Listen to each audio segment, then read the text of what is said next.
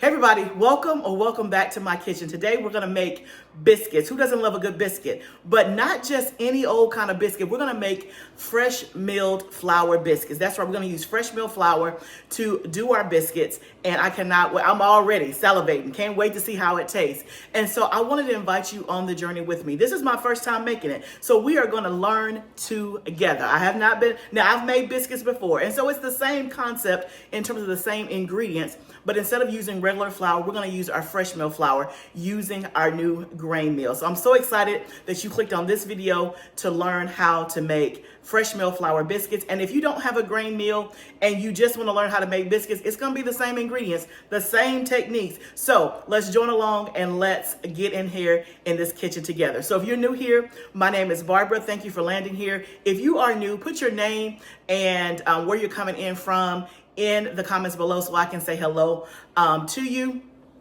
And then if you've been here before, thank you so much for continuing to rock with me on this channel. You know we do all things homesteading. That means gardening, cooking in the kitchen, cooking from scratch, food preservation, sourdough, DIY. We do all the things. And so today in the kitchen, I'm excited to, this is going to be my second recipe with my new grain meal. So I got my grain meal back in, I want to say it was in November. And so I've only had it for about 2 to 3 months. And I've been primarily or only using it to make sandwich bread. I've been trying to perfect the sandwich bread. And I finally found 2 recipes that we like, that have worked, and so I've been making them on repeat. And so if you didn't see the video of me making the sandwich bread, I will pop that right up here. But so this is our second recipe. Now, one of the things is with the grain meal, there is a bit of a learning curve. And so I'm gonna talk you through the things that I've learned so far about using a grain meal. I'm gonna share with you some resources that I have found very, very helpful. But let's just jump into it. So first, let me just introduce you to my beautiful grain meal. So this is from NutriMill. This is a harvest grain meal. It's in the bamboo color. I am an affiliate for them, but I actually bought my grain meal before I became an affiliate. But if you use my code on the grain meal, you get $20 off the grain meal or anything that NutriMill sells, like their Bosch mixer. You guys have seen me use my Bosch mixer several times before in the kitchen. I absolutely love it. Like, move over KitchenAid, give me the Bosch, okay? So you can get $20 off that. You can get $20 off the grain meal using my code LFF. LFF, I'll put it up here. Now, here's one thing that I will say about the grain meals. They are in high demand. So at the time of this video, you may go on the site to buy one and it may not be in stock. Just because as soon as they go out there, they sell out literally the same day. So here's what I would encourage you to do if you're interested in investing in a grain meal, particularly this particular kind, is if you go out there and it's not in stock, sign up for the in-stock notifications. And what happens is you will receive an email and a text as soon as it's back in stock. And let me tell you, when you get the text, run, don't walk to the site and grab your grain meal, and then make sure to use my code for an extra $20 off. So stash my code somewhere, LFF, and get your grain meal. Now there's other grain meals out there. I have not used them. I've only used this one. So today we're gonna talk through using this one, but I absolutely love this one. Well, I take that back. I do have another grain meal. You guys have never seen it because I've only used it like 2 or 3 times because it is very cumbersome for me to use, and you have to attach it and screw it onto the edge of the counter. And in order for me, the only place in my kitchen where I can screw it on is over there, actually where I keep my dishes. And so it's not very practical for me. And it's hard for me to show on video. So I've had that grain meal for about 4 years, and I've used it, I think, 3 times as a stretch, but I'm gonna give it 3, all right? And so it's just been sitting under my cabinet. And the beauty of that grain meal is that it is electric, but it also has a manual option. So if I ever needed to grain, or mill anything without electricity, that is a great option. So that's the reason why I keep it. But while we got power, this right here, this is it right here. First of all, is she not beautiful? It is so aesthetic. It can just sit on your counter and just be beautiful. It comes in the different trim colors and all of that. So you can go on the site. It has like red, blue, hunter green, silver, and they also have like a walnut grain version that's even more beautiful than this, if you can imagine that. But anyway, it it meals so good and so fast. So let's talk about the biscuits that we're going to do today. So let me give you the reference of the recipe. So this is the book that I'm using. It is Fresh Meal Flour Cookbook by Kara Britch. You can get it in my Amazon shop. I love this book. And one of the things that I love, and she also has a YouTube channel called Grains in Small Places. And so this video, or excuse me, not this video, but her website, or excuse me, her YouTube has videos of her making fresh meal things. So if you don't want to get the book, you can go to her website and find several videos and recipes on how to use fresh meal flour. But one of the things that I love about her cookbook is that everything has a picture. So we're using the recipe on page 51, Southern Biscuits. And then it also has a QR code on every single page. And so that way you can hover over it with your camera. It will take you to the video of that recipe. So I absolutely love this. Love, love, love, love, love.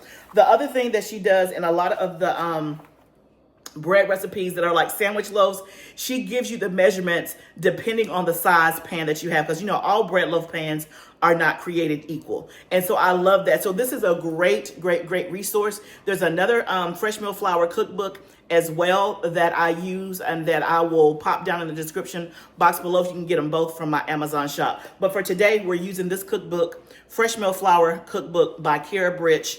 And we're using the recipe on page 51, which are Southern Biscuits. So the only thing that I have done before I turned on the camera was I measured out my grain. So when you're using grains, you need to make sure that you have the right grain. So for today, we're using soft white wheat berries, okay? And so you're gonna use that for things that are, in my mind, I think soft. Things that are pastry, pie crust, biscuits, muffins, things like that is what you're going to use, a soft white wheat. Versus when I make sandwich bread, you're using a hard white wheat or a red wheat or something like that, a hard red wheat. So think about what you're making and you're making sure that you have the right grain, okay? So you can see I have like all of my grains up here. I have hard white here, soft white, I have some spelt, and then I also have some Corazon, which is like kamut. I have yet to use those, but I have them ready for me to go. So the only thing that I've done is I've measured out my wheat berries. Okay, so that's the only thing that I've done.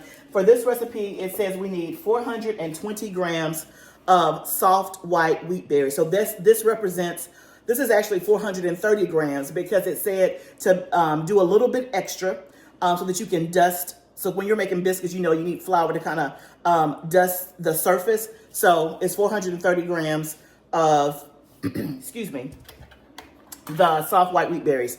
This is the scale that I use. This is also from NutriMill. I've used other scales. I have a scale in my shop from Amazon that I love, but now I like. This I love. This is much bigger. I can fit my Bosch mixer on here, which is great. This is also from NutriMill as well if you're in the market for a new scale. So what we're going to do is we're going to turn our grain mill on. Now it's a bit noisy, but I mean, it's not that noisy, but it does have some noise. So once we start milling, then I will mute the sound and just kind of talk over it. But I'm gonna pull it out a little bit just so that you can see. It's very easy. There's a power button right here. We're gonna turn the power button on. When you turn your grain mill on, you want to let it, not warm up, but you want to hear it and you want to make sure that you hear the stones grinding before you add in your wheat berries, okay? I'm going to put a bowl under here to catch our flour, but there's a dial up here where you can turn it. So if you want coarse flour or fine flour, like finely milled, then this is what the knob does to adjust that. But you want to hear the things grinding before you put your grain in there. And then once your grain is finished milling, you want to make sure that all of the milling gets done. Let it completely clear out, right? And then loosen this knob so the stones inside stop grinding before you turn it off, okay? So I'm going to turn this on and then we'll talk through the rest.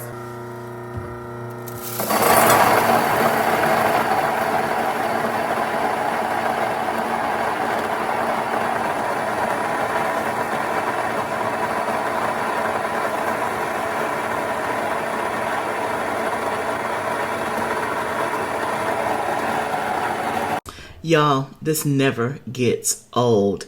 There is something that is so empowering about turning that button on, putting your wheat berries in, and out comes the flour.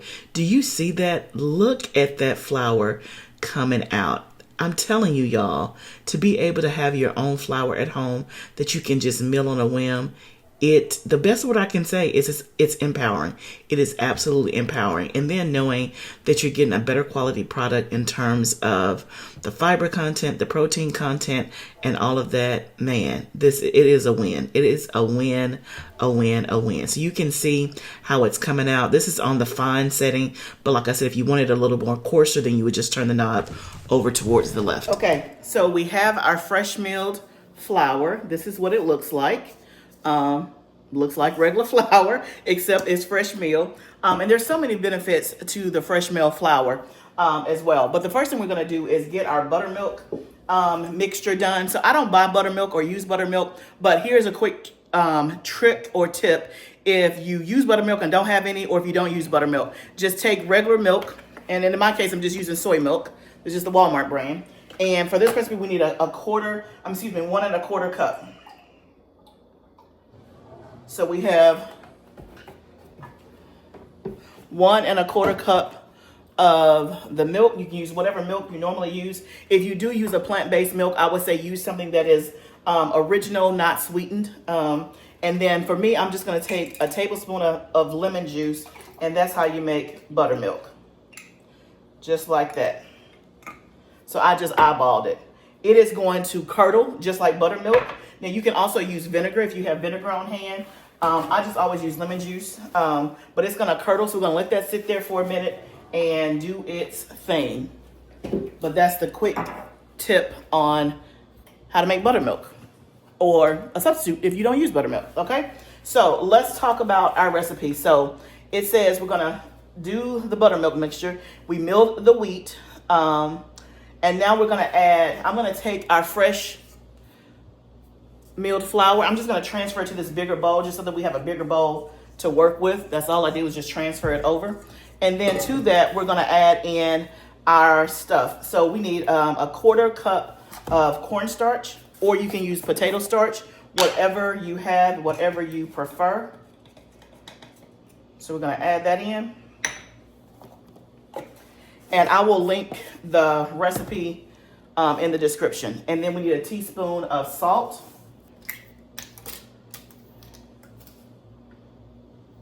Put that in there. A tablespoon of baking powder. So a tablespoon of baking powder. Again, y'all, these are the same ingredients that how you make regular biscuits. Salt, flour, baking powder, milk, same ingredients. Then for this, we need a teaspoon of baking soda. So we'll get that. Dump that in there. And then we need an 1/8 cup of sugar. So we have sugar here. Let me see if I can find, okay, here, look. This is 1/4 cup, so we just need half. Again, we eyeball it. There we go. So we have all of that in a bowl, and we're just gonna mix it up, and then we're gonna add in our butter. We're going to add in our butter. This is a cup of butter cubed up. You can use whatever butter you normally use. This is a plant-based butter, but you can use regular butter, whatever butter you have on hand. What I like to do is, what I did is I cubed mine up from the refrigerator, then I actually put it in the freezer so that it'll be extra cold. I find that it's easier for me to cube it when it's not frozen versus frozen. So that's just what I did. But you want it to be cold. The same thing when you're making regular biscuits with regular flour or any type of pastry product like pie crust, you want your butter to be cold. That's what's going to give it the flakiness and help you create the layers. So we're going to add this 1 cup of butter in. You can use a pastry cutter, which I'm going to use to just incorporate it into small pieces, or you can use a fork or something like that. There's sometimes I use a fork. There's sometimes I use my hands. Sometimes I use a pastry cutter. It's just whatever I feel like or I'm in the mood for. Or feel like doing, I should say. but you want to try to get the pieces relatively small. I would say you want them to be like pea size. Some pieces may be a little bit bigger, but you don't want all the pieces big. You want it pretty small because you don't want chunks of butter. You just want little pieces of butter to kind of go throughout your biscuits to make them buttery and to add in some flakiness. Again, this is the same thing that you would do if you were making regular biscuits with regular flour. There is no difference. I'm just filling with my hands. And I think that we have the consistency that we want in terms of like little pea size. Okay, so then I'm just gonna make a well, hollow it out in the middle, and then that's when we're gonna add our milk. Now, hopefully you can see, like it's already curdling, which is what we want. That's why I did that first. It only takes like 5 minutes. So we're gonna pour this, most of it in the well. So it's just creating, you can kind of see the milk is in the middle. I got a little bit of milk on reserve, but we're gonna start mixing this together.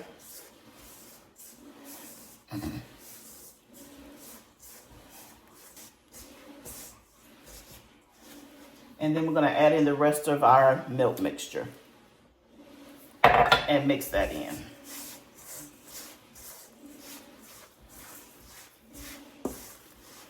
Now you can tell it's starting to get a little bit more sticky, pasty. You want to make sure that all the dry flour is incorporated.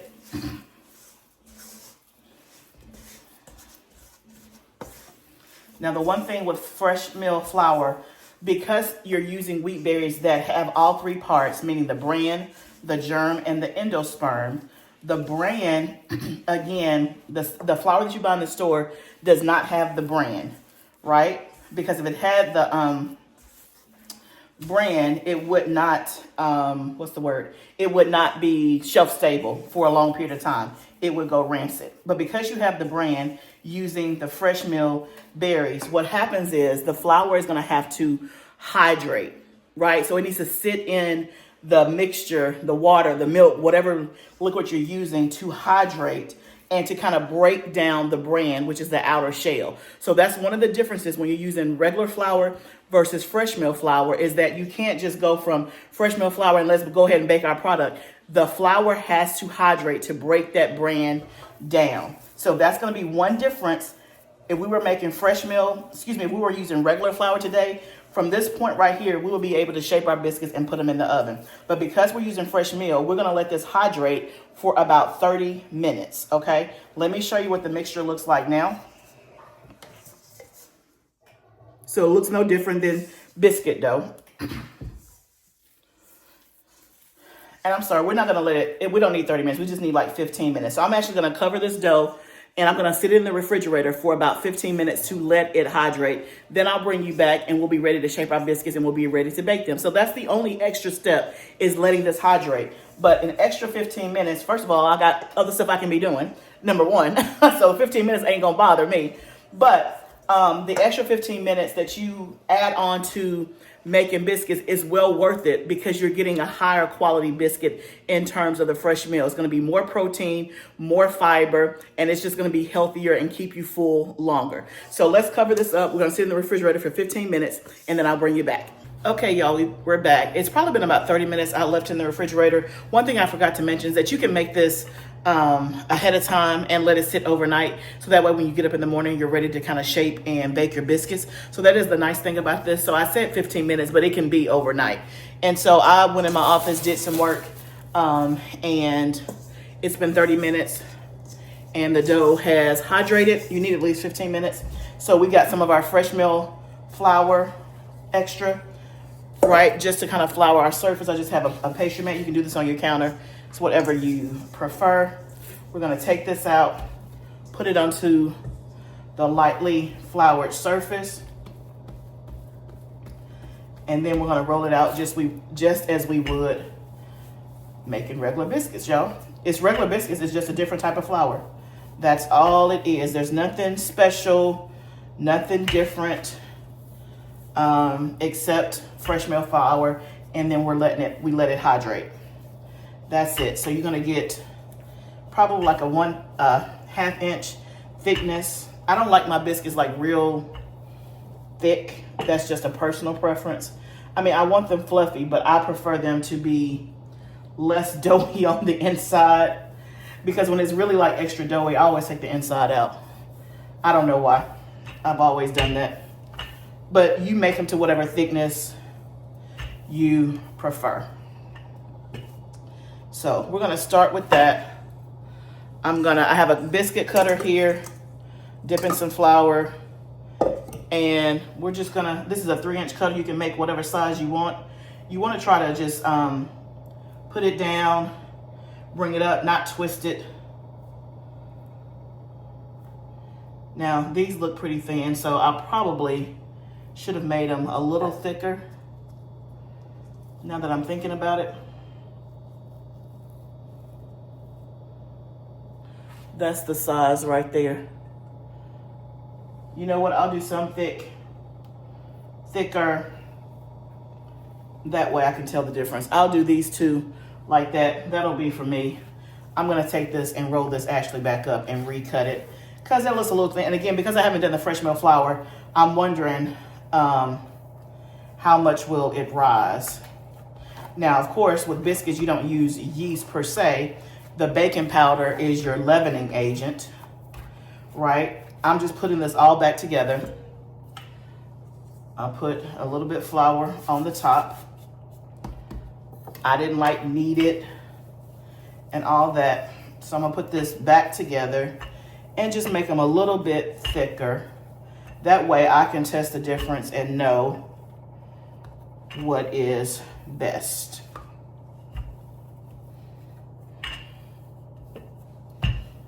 So that's thicker. Let me show you.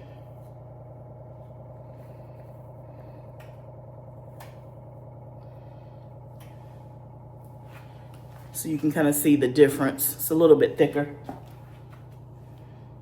And I'm just putting them in a buttered cast iron pan. You can do a parchment line, baking sheet.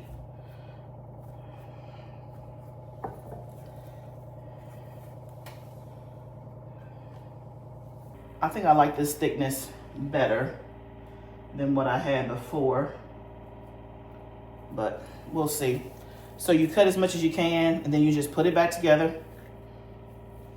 I say like regular biscuits because if you've made biscuits before, this is no different. Now, if you've never made biscuits and you're intimidated by making homemade biscuits, I'm gonna politely tell you, you should try it.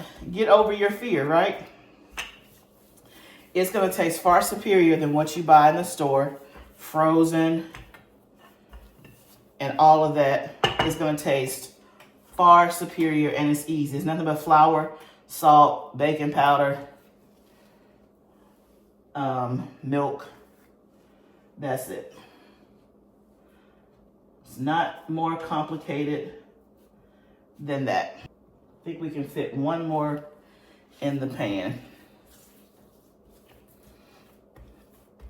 Sometimes I just press it out with my hand instead of using a roller pin. That one's a little bit thicker. So we'll get a chance to see how thick they are. So let's see how many I have. 2, 4, 6, 8. 2, 4, 6, 8, 9, 10, 11, 12. We still got a little bit of extra dough left to make probably one more. We'll do that. We're gonna go ahead. We have the oven preheated to 450 degrees. We're gonna put this in here for about 12 to 15 minutes.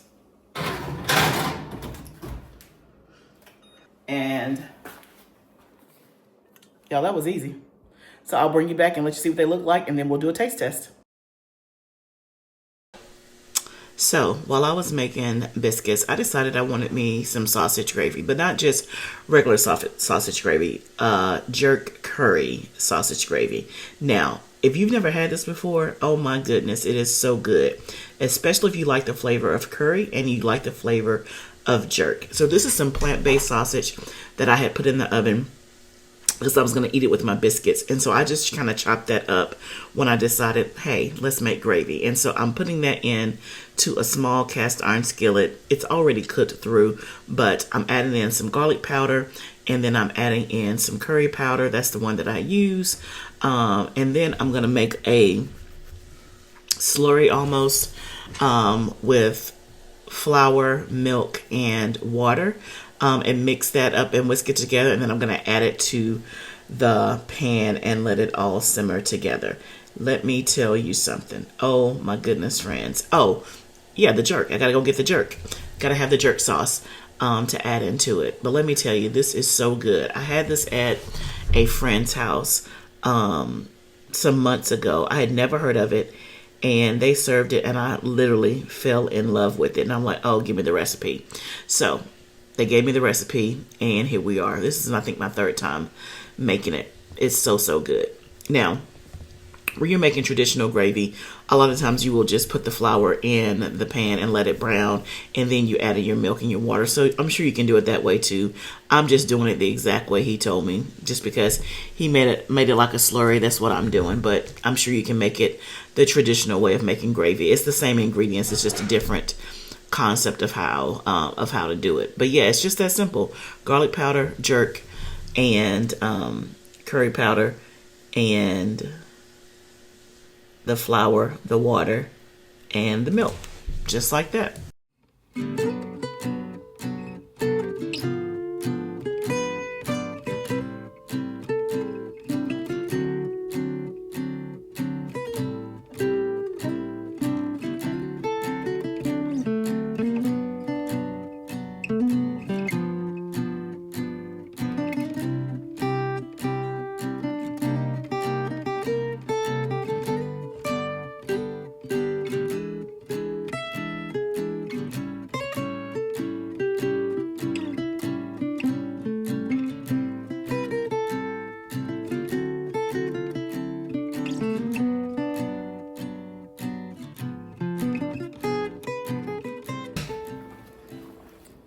Okay, y'all, fresh out of the oven. They're beautiful. I cannot wait to dig in. So let me put this hot pan down and let's dig in and let's try for the first time. Okay, with that extra dough, I was also able to make 3 more on top of, I think, the 12 that we had in there. So let's try one of these. You can see what it looks like. Let us cut it open. Uh-oh.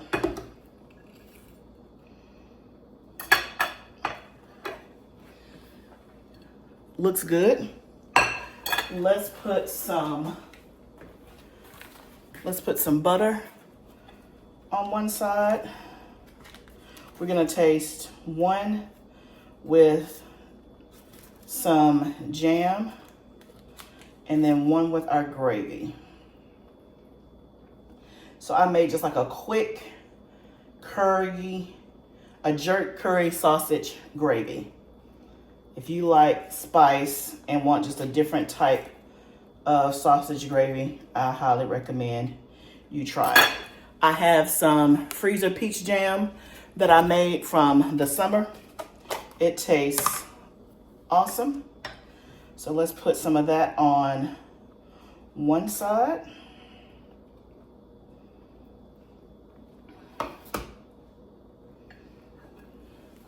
You see that there? And then let's put some of our gravy on that one.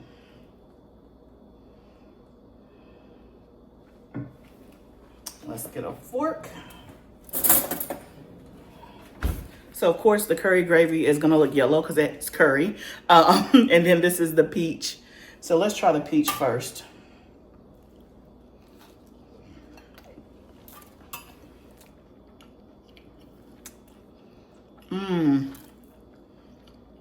That is so good.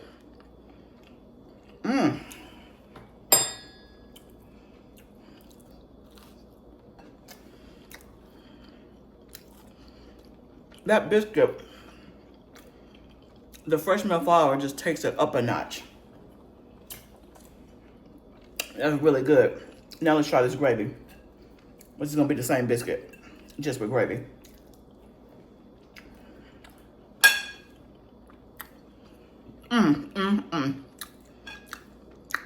Gravy hits every time. I like it better with the gravy than I do the jelly. Both good, but it's something about this gravy. And maybe because I had a taste for gravy this morning. You got the sausage, which this is a plant-based Beyond Spicy sausage.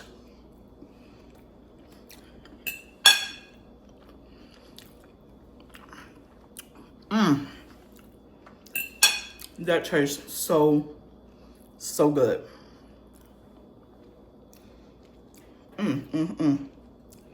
But then if you want the sweet,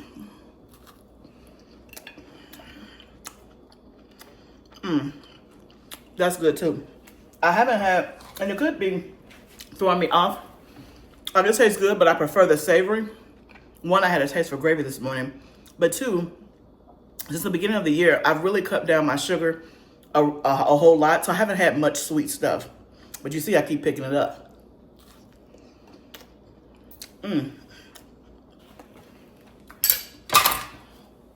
That's a winner. That is a winner. We gonna end this video. We gonna end it.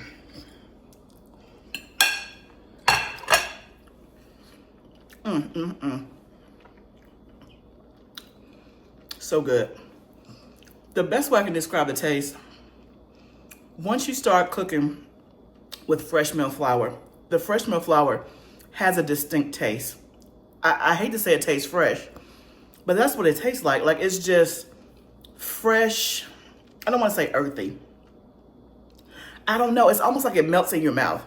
It's a very unique taste. So good, y'all. Thank you for joining me in the kitchen today. This was a very simple recipe. It's just making biscuits, except I milled my own flour and we let it hydrate for 15 minutes in the refrigerator. That is the only difference, but the taste is amazing. So if you have a grain mill, definitely try this recipe. If you're in the market for a grain mill, remember my code LFF. Go ahead and go to NutriMill.com, click on Harvest Mill. If they're not in stock, then click the notification button to let you know when they are in stock. If you don't have a preference on the color, then just click every last one of them and it says notify me when back in stock, and you'll get an email and a text. Run, don't walk, and go get your grain meal. But if nothing else, make you some homemade biscuits this weekend or whenever you see this video. Remember, y'all, this is all part of it. Making stuff from scratch in the kitchen, and I can feel good about eating these biscuits this morning because it is a much healthier version than just me using white flour buying biscuits from the store. So I hope that you enjoyed this video. I hope that you will try it. The link will be in the description. Remember, this is all a journey, but let's do it together. I'll see you next time, friend.